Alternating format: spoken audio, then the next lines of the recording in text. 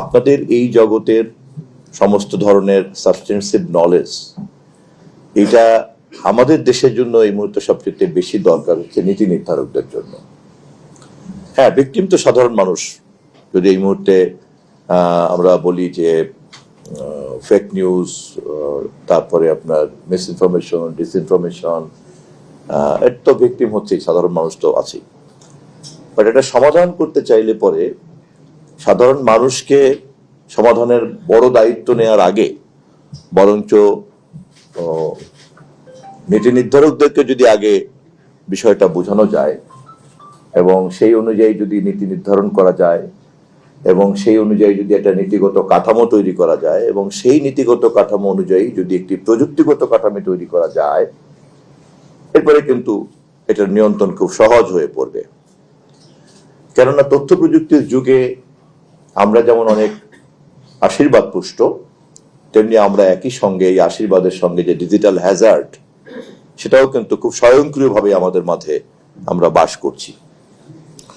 এবং ভবিষ্যৎ পৃথিবীকে, ভবিষ্যৎ সভ্যতাকে এটা নিয়ে অনেক গভীরভাবে ভাবতে হচ্ছে, চিন্তা করতে হচ্ছে যে আশীর্বাদের সঙ্গে স্বয়ংক্রিয়ভাবে মিলেমিশে থাকা যে ধরনের অভিশাপ রয়ে গিয়েছে, সেটা কতটা সত্য, কতটা মিথ্যা, কতটা মোকাবেলাযোগ্য, কতটা মোকাবেলাযোগ্য নয়, এটাও কিন্তু একটা আলাদাভাবে বিশেষজ্ঞরা এটা নিয়ে জ্ঞান চর্চা করছেন। আমি নিশ্চিত যে আপনারা এ বিষয়ে সজাগ আছেন, সচেতন আছেন। এবং সম্প্রতি পৃথিবীর দুজন বড় বড় রাষ্ট্রনায়ক যখন কথা বলেছেন, তাদের মাত্র 5টা এজেন্ডা নিয়ে কথা বলেছেন। তার মধ্যে একটি এজেন্ডা ছিল আর্টিফিশিয়াল ইন্টেলিজেন্সের ইম্প্যাক্ট অন সিভিলাইজেশন। তার মানে যে আর্টিফিশিয়াল ইন্টেলিজেন্স ধরেন যেভাবে এর যে বিকাশ ঘটছে এবং যেভাবে সভ্যতার মধ্যে ঢুকে পড়ছে, এটার আশীর্বাদ যেমন আমরা খুব চমৎকৃত হয়ে পড়ছি, তেমনি এর যে সুদূর প্রসারী প্রভাব, সেটা নিয়েও কিন্তু আমাদেরকে অবশ্যই ভাবা উচিত। যদি এমন হয় যে অনেক গুরুত্বপূর্ণ পেশা অপ্রয়োজনীয় হয়ে পড়বে, তাহলে একজন শিল্প উদ্যোক্তা কেন আর্টিফিশিয়াল ইন্টেলিজেন্সকে বাদ দিয়ে আপনার এই ধরনের manual knowledge and manual man পাওয়ারকে সে কেন কাজে লাগাবে? তার তো ইনভেস্টমেন্ট, সে তো প্রফিট ম্যাক্সিমাইজ করতে চাইবে।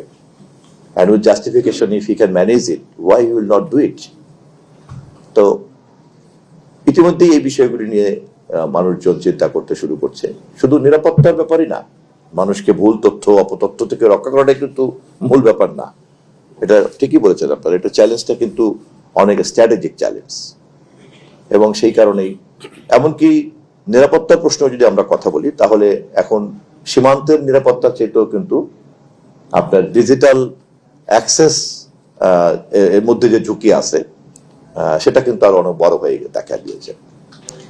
আমরা যেমন ডিজিটালাইজ করার জন্য অবশ্যই আমাদেরকে এগিয়ে আসতে হবে এবং করতেও হবে। আবার এট দ্য সেম টাইম এই সম্ভাবনা তো উড়িয়ে দেওয়া যায় না যে কোনো একটি ছোট দেশের টোটাল ডেটা হাবকে আপনার হ্যাক করে স্ম্যাশ করে দেওয়া যেতে পারে, তো কোনো অসম্ভব কিছু না। তাহলে একদিকে যেমন এটার মধ্যে ঢুকতে হবে, আর একদিকে কিন্তু ঝুঁকিটাও কিন্তু ওরকম। আমি যদি আমার সামান্য জ্ঞান থেকে যদি ধরো নিউক্লিয়ার পাওয়ার প্ল্যান্টের সঙ্গে তুলনা করি, যে এই ধরনের বিদ্যুৎ উৎপাদন এবং এর যে জ্বালানি খরচ সবচেয়ে বেশি এবং সাশ্রয়ী এবং অনেক দীর্ঘমেয়াদী, সব দিক থেকে ভালো, এবং যে কারণে ফ্রান্সের মতো দেশ এখন সবচেয়ে বেশি ব্যবহার করছে নিউক্লিয়ার পাওয়ারকে, আমরা নিশ্চয়ই জানি। আবার এট দ্য সেম টাইম আমরা চেরনোবিলের দুর্ঘটনার কথা আমরা জানি, এবং সেই দুর্ঘটনার ভয়াবহতা কি হতে পারে তাও আমরা জানি।